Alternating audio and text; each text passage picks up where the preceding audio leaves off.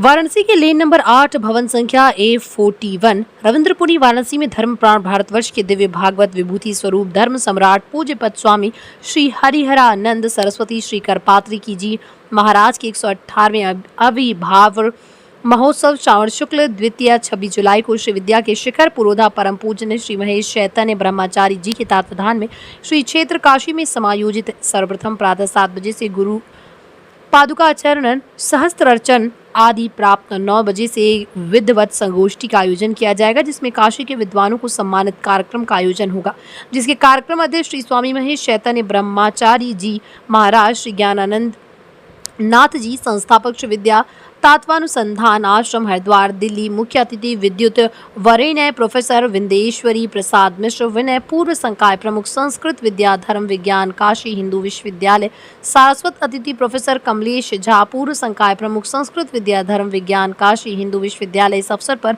मुख्य वक्ता प्रोफेसर शीतला प्रसाद उपाध्याय पूर्व अध्यक्ष तंत्रागम विभाग संपूर्णानंद संस्कृत विश्वविद्यालय काशी, विजय शंकर त्रिपाठी प्रधान वक्ता, गोस्वामी प्रहलाद गिरी सारस्वत वक्ता, प्रोफेसर पतंजलि मिश्र कार्यक्रम संचालिका, डॉक्टर सिद्धि दात्री भारद्वाज आदि लोग उपस्थित रहे।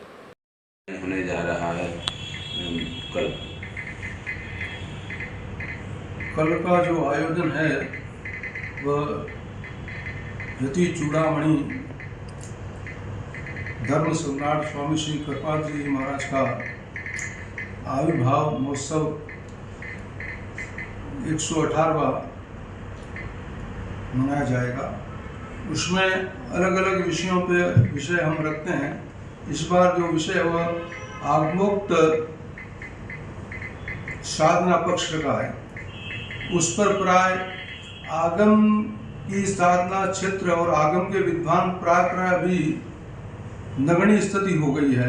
काशी में भी आगम के विद्वान प्राय बहुत कम रह गए हैं। तो इसलिए आगम शास्त्र एक ऐसा शास्त्र है जो साधना पक्ष को विशद रूप से वैज्ञानिक रूप से प्रकट करता है और पूर्ण रूप से उसमें उसका वर्णन मिलता है और वही मानव जीवन को सफल करता है। प्राय सभी संप्रदाय में भी आगम शास्त्र की महानता को स्वीकार किया है। वेद और आगम में कोई अंतर नहीं है, परंतु वेद है वह संकेत मात्र देता है, परंतु आगम जो शास्त्र है वो साधना पक्ष को विशद रूप से मतलब विस्तार रूप से प्रकट करता है, मतलब उसका रहस्य खोलता है। तंत्राणाम गहनो गति अर्थात तंत्र शास्त्र के अनुसार आगम को ही तंत्र कहते हैं, तो उसके अनुसार उसका जो गूढ़ार्थ रहस्य है उसको अपने में ही समाहित करने वाला शास्त्र है, उसको आगम कहते हैं। ये मेरु तंत्र का वचन है। इसी प्रकार से आगम शास्त्र के लिए प्राय आगम के जो जितने विद्वान हैं काशी में उन सबको आमंत्रित संगोष्ठी में करते हैं, विद्वत संगोष्ठी होती है।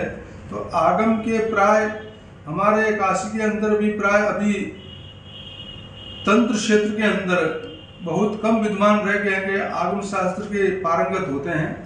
इसमें प्राय अभी हमें वर्तमान समय में प्रोफेसर श्री कमलेश जी झा इसके बहुत अच्छे विद्वान हैं, तो वो प्राय काशी में आगम शास्त्रों का अध्ययन भी कराते हैं और आगम के अभी तक जितने विद्वान हैं उन सब में अच्छे कमलेश झा ही है।